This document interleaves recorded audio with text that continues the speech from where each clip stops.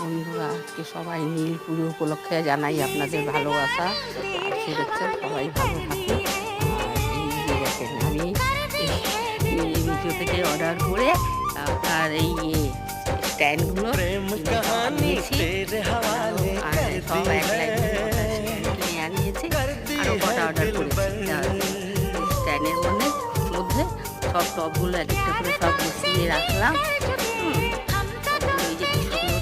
সব বসিয়েছে, দেখেন সব গাছের মধ্যে টবগুলো সব বসিয়েছে।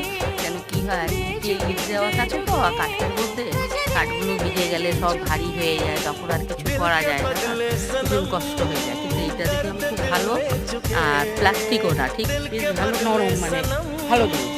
মোটামুটি এখন অবধি আমি যা দেখছি কিছুই ভালোই হবে। তাই এগুলো অর্ডার করে আনালাম। প্রথম দেখলাম না, পছন্দ হয়ে গেছে।